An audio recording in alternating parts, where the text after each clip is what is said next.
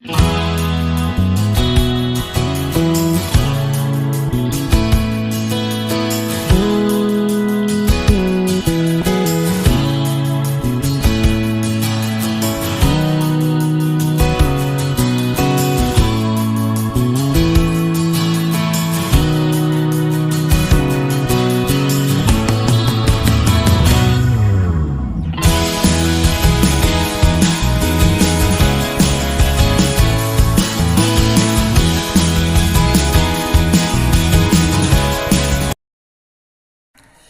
लोगों ने जान लिया कि शीत युद्ध हथियारों से लड़ा जाने वाला युद्ध नहीं था, बल्कि बातों और विचारों से लड़ा जाने वाला युद्ध था। यह 1945 में शुरू हुआ और 1990 में खत्म हुआ।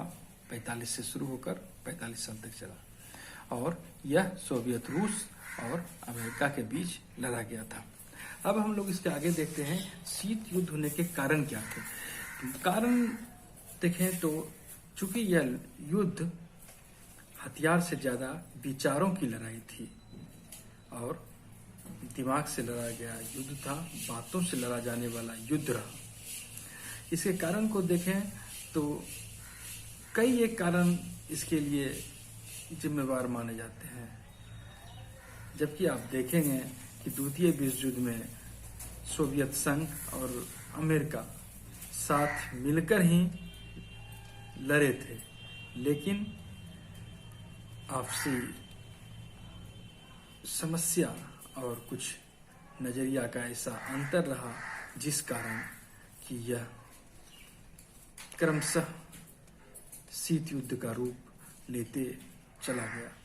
इसका कारण की नींव तो 1914 से 1918 के प्रथम विश्व युद्ध में ही पड़ गई थी।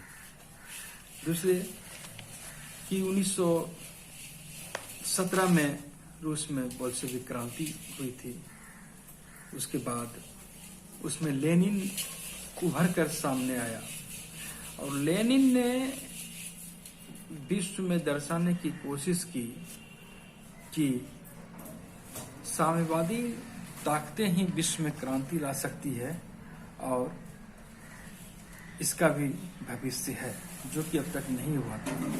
और दूसरी ओर अगर हम देखें तो एक और सोवियत संघ साम्यवादी समाजवादी विचारधारा को मानने वाला था, तो दूसरी ओर अमेरिका था जो कि लोकतंत्र का हिमायती था, पूंजीवाद का हिमायती था।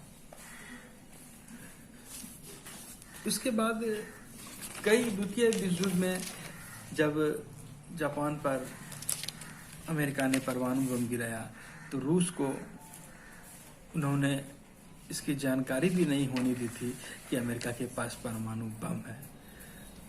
तो रूस को अंदर से लगा कि यह तो मेरे साथ विश्वासघात जैसी स्थिति हो रही है। दूसरी ओर अमेरिका को भी कई ऐसे मौके पर लगा कि सोवियत संघ हमारे साथ गलत कर रहा है, जिसे कि रूस और इंग्लैंड के बीच एक समझौता हुआ था, याल्टा समझौता।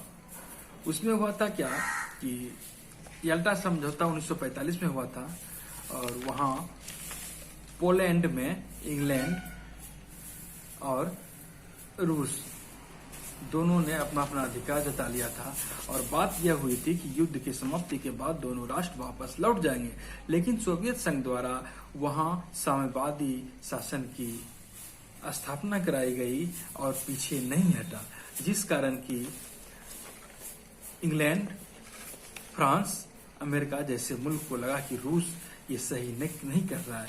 दूसरी ओर ऐसे और कारण भी थे। एक था बाल्कन प्रदेश, वहां भी छोटे छोटे प्रदेश पर रूस ने जबरन कब्जा कर लिया था, जो कि अमेरिका को पसंद नहीं था। इसके अलावा बर्लिन की नाकेबंदी आप लोग ईसा की किताब में पढ़ते होंगे। दूसरे विश्व युद्ध के पश्चात पूर्वी जर्मनी और पूर्वी बर्लिन पर सोवियत संघ ने कब्जा जमाया और पश्चिमी जर्मनी, पश्चिम बर्लिन पर अमेरिका ने कब्जा जमाया। कुछ दिन के बाद सोवियत रूस ने क्या किया कि उसके इधर से अमेरिकी विमान का आना जाना बंद कर दिया, जिससे कि अमेरिका को काफी परेशानी हुई पश्चिमी जर्मनी आने जाने में। क्रमशः युद्ध की नौबत बढ़ती जा रही थी। 1949 में चीन में भी साम्यवादी क्रांति हो गई थी। रूस को लगता जा रहा था कि उनके विचारधारा का प्रचार प्रसार जोर से हो रहा है। वहीं 1949 में अमेरिका ने नाटो का गठन किया। नाटो में कुल 12 सदस्य राष्ट्र थे। उन लोगों की जिम्मेवारी तय की गई कि एक पर हमला सबों पर हमला माना जाएगा, और इस तरह 1950 के बाद 1955 में सीटो सेंटो का भी गठन किया गया। उसके जवाब में सोवियत संघ ने भी अपने मित्र राष्ट्रों के साथ 1956 में वार्सा पैक्ट किया। एक 1956 में अन्य घटना घटी सुएज नहर संकट का। मिस्र के राष्ट्रपति कर्नल नासिर थे। उन्होंने सुएज नहर के राष्ट्रीयकरण का फैसला किया। इसके पहले सुएज नहर बनवाया था। अमेरिका और फ्रांस ने सुएज नहर को लेकर कर्नल नासिर के फैसले को गलत ठहराया, और वहीं उन्होंने नाकाबंदी शुरू कर दी। तो सोवियत संघ ने यहाँ पर मिस्र का साथ दिया, और जिससे कि लगा कि युद्ध न हो जाए। तत्पश्चात इंग्लैंड और फ्रांस ने सैनिक तो वापस बुला लिया, लेकिन स्थिति सामान्य नहीं हो सकी। 1960 में एक घटना घटी कि अमेरिका का एक U-2 विमान रूसी क्षेत्र में पकड़ा गया और मार गिराया गया, लेकिन पायलट को जिंदा पकड़ लिया गया, और तब यह पता चला कि वो एक जासूसी विमान था। सोवियत संघ और बहुत क्रोधित हुआ। इसके बाद शीत युद्ध का सबसे चरम बिंदु आप देखेंगे क्यूबा मिसाइल संकट के रूप में। क्यूबा मिसाइल संकट में क्या बात हुई, इसको हम लोग देखते हैं।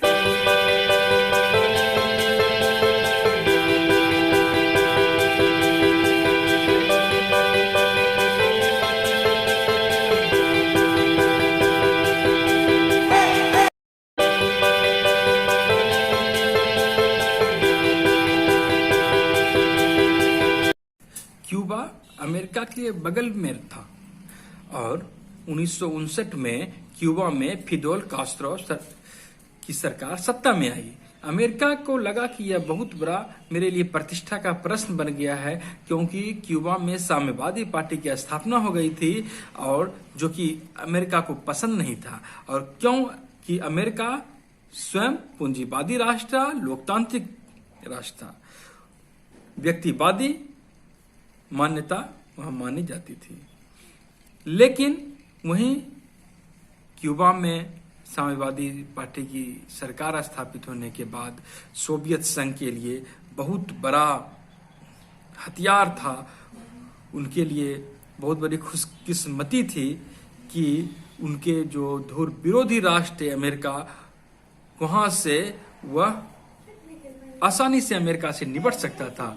और सोवियत संघ ने क्यूबा में 1962 ईस्वी में परमाणु बम से लैस प्रक्षेपास्त्र मिसाइल क्यूबा में तैनात कर दिए।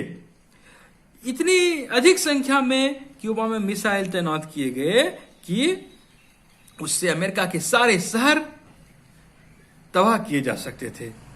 और हद तो यह हो गई कि अमेरिका को 2-3 सप्ताह बाद पता चला कि क्यूबा में सोवियत संघ ने मिसाइल तैनात की है। अमेरिका बहुत क्रोधित हो गया। उन्होंने क्यूबा पर दबाव बढ़ाना शुरू किया कि रूस को बेस कैंप नहीं बनाने दें। लेकिन सोवियत संघ और क्यूबा ने गहरी मित्रता कर ली थी।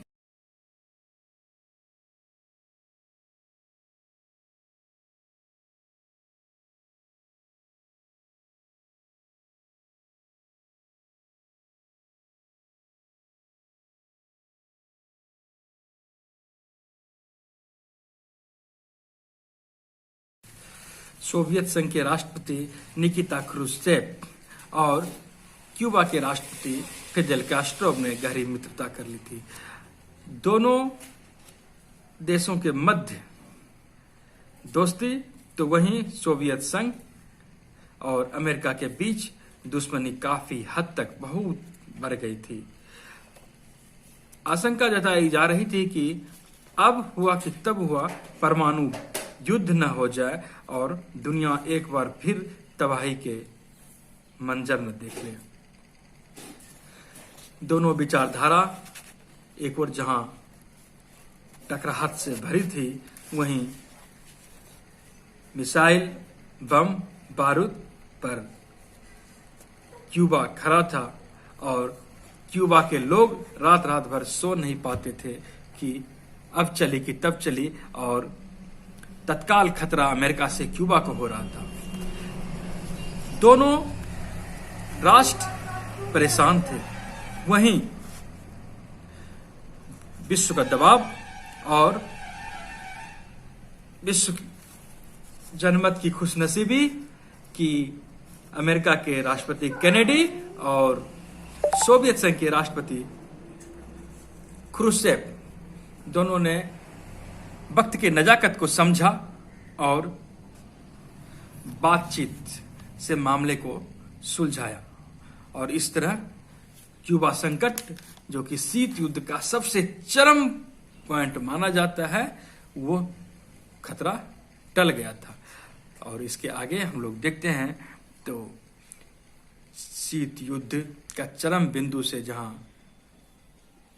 पीछे दोनों मुल्क आ गए थे, वहीं वैश्विक स्तर पर दोनों देश के मध्य शीत युद्ध को अन्य संगठनों से भी चुनौतियां मिल रही थी।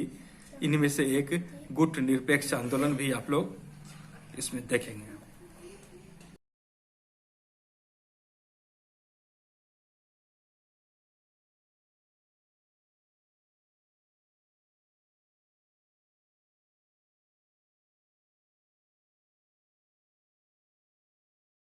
हम लोग थोड़ा गुट निरपेक्ष आंदोलन को देख लें।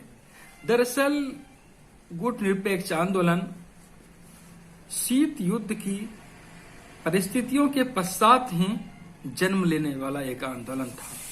इसका मुख्य उद्देश्य था कि गुट निरपेक्ष आंदोलन के देशों को किसी भी गुट में शामिल नहीं होना है। और जैसा कि हम लोग जानते हैं, शीत युद्ध के दौर में दुनिया दो गुटों में बटी थी। एक का नेतृत्व अमेरिका कर रहा था, दूसरे का सोवियत संघ। और इसी क्रम में हम लोग देखेंगे कि बहुत से राष्ट्र, विशेषकर एशिया, अफ्रीका, लैटिन अमेरिका के हाल फिलहाल ही स्वतंत्र हुए थे। बहुत से देशों को यह ठीक नहीं लग रहा था कि वह या तो अमेरिका का पक्ष लें या सोवियत संघ का। क्यों? क्योंकि एक और अमेरिका, फ्रांस, इंग्लैंड थे और अधिकतर मुल्क फ्रांस या इंग्लैंड के उपनिवेश थे, और वे आजादी पाकर ये नहीं चाहते थे कि बरसों से मैंने जिससे संघर्ष किया, अब उसी के साथ, उसी के पक्ष में जाकर दुनिया के सामने हम विरोधी से लड़ें। दूसरी ओर साम्यवादी पार्टी का नेतृत्व करता सोवियत संघ था। उसकी भी स्थिति परिस्थिति इन नवोदित राष्ट्रों को बहुत अच्छा नहीं लगा। विशेषकर इसी परिस्थिति में गुट निरपेक्ष आंदोलन का जन्म हुआ। दुनिया के 5 बड़े नेता का नाम गुट निरपेक्ष आंदोलन की उत्पत्ति के संदर्भ में देखा जाता है। भारत से पंडित जवाहरलाल नेहरू, मिस्र से कर्नल नासिर, यूगोस्लाविया के मार्शल टीटो, इंडोनेशिया के सुकर्नो और घाना के इनो क्रुमा। प्रारंभ में इसके मात्र 25 सदस्य थे। यद्यपि कुछ राष्ट्रों ने 1955 में ही गुट निरपेक्ष आंदोलन की बात की, बांडुंग सम्मेलन हुआ था, लेकिन इसकी विधिवत घोषणा और विधिवत सम्मेलन 1961 में बेलग्रेड में संपन्न हुआ और आज इसके दुनिया में 120 सदस्य राष्ट्र हैं। यूएन संयुक्त राष्ट्र संघ में जैसा कि हम लोग जानते हैं 195 राष्ट्र है, वहीं 120 राष्ट्र के साथ गुटनिरपेक्ष आंदोलन का संगठन दुनिया का दूसरा सबसे बड़ा संगठन है। यह संगठन कई उद्देश्य से लेकर चला है। इन्हें किसी गुट में शामिल नहीं होता था और न ही इन्हें तटस्थ रहना था। तटस्थता का मतलब नेहरू जी ने भी जैसा कि बताया है, ऐसा नहीं कि हम युद्ध देखते रह जाएंगे और हम किसी पक्ष का संवरण नहीं करेंगे।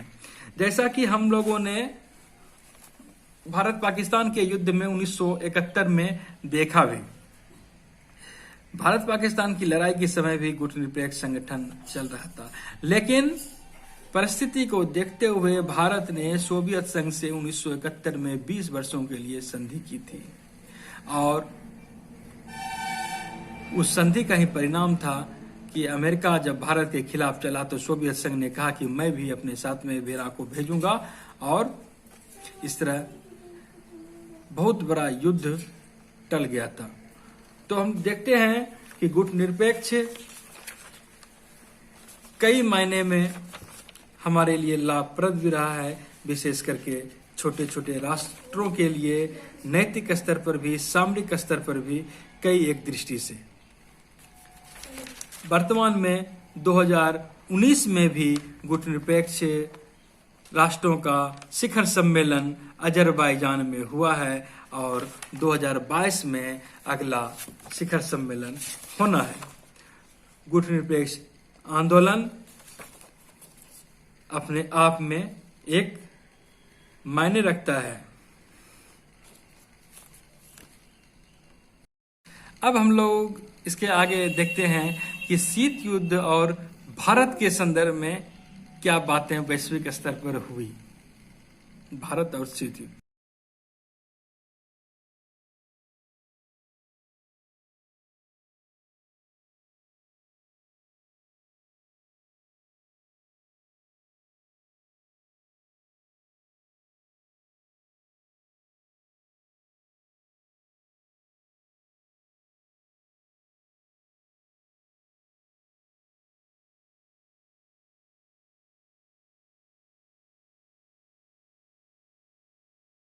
उम्मीद है आपको यह वीडियो अच्छा लगेगा और एक बार इस पहला अध्याय का सार के रूप में पुनः आपको बता देते हैं। शीत युद्ध हथियारों की उपस्थिति में बिना हथियारों से लड़ा गया, 45 में शुरू हुआ, 45 साल तक चला। सोवियत संघ और अमेरिका ये दोनों इसके मुख्य किरदार थे। क्यूबा मिसाइल संकट के समय ऐसी परिस्थिति बनी कि ऐसा लगा कि कहीं युद्ध पुनः विश्व युद्ध की तरफ न धकेला चला जाए। गुटनिरपेक्ष आंदोलन कहीं न कहीं शीत युद्ध को रोकने में कामयाब रहा। अन्य छोटे छोटे राष्ट्रों ने किसी भी पक्ष की ओर जाना मुनासिब नहीं समझा। भारत ऐसे देश किसी भी पक्ष में नहीं गए, लेकिन दोनों गुट की उपस्थिति में ही किसी न किसी से सहायता लेने की इच्छा अवश्य जाहिर किए। इसी का परिणाम देखते हैं कि 1971 के युद्ध के समय भारत ने रूस से सैन्य गठबंधन भी किया और रूस ने स्पष्ट तौर पर भारत को साथ दिया। 1985 के बाद कुछ ऐसी घटनाएं घटी कि शीत युद्ध समाप्त हो गया। विशेष करके 1985 में मिखाइल गोर्बाचोव सत्ता में आए और उन्होंने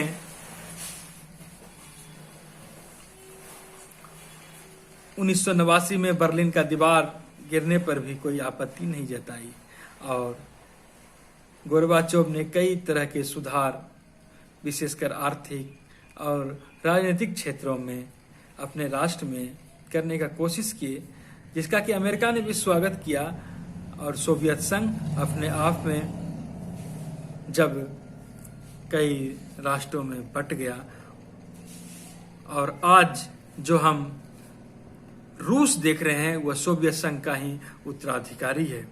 एक बात और आप लोग को बताते चलें, हम लोग जानते हैं दुनिया भर में ओलंपिक खेल भी होता है। इसी शीत युद्ध के दौरान ऐसी भी स्थिति आई जब मास्को ओलंपिक में अमेरिका के सहयोगी देशों ने ओलंपिक खेलों का बहिष्कार कर दिया।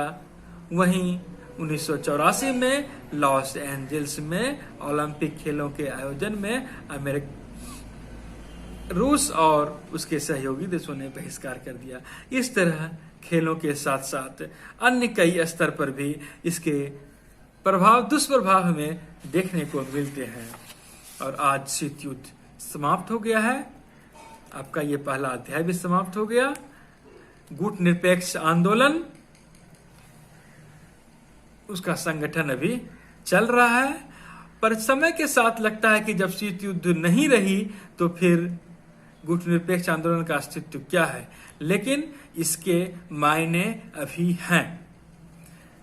हम देख सकते हैं कि जब 120 देशों का यह संगठन है, कई एक मोर्चे पर अपने आप में समझौते होते हैं, तो इसके कई निहितार्थ भी निकलते हैं।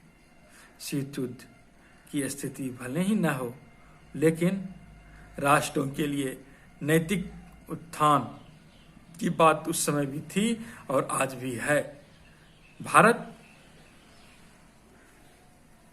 गुट निरपेक्ष आंदोलन के समय से उभरा है और वैश्विक स्तर पर नेतृत्व भी किया है। हालांकि आलोचक इसकी आलोचना करते हैं, लेकिन इनके लाभ भी देश को मिला है। धन्यवाद।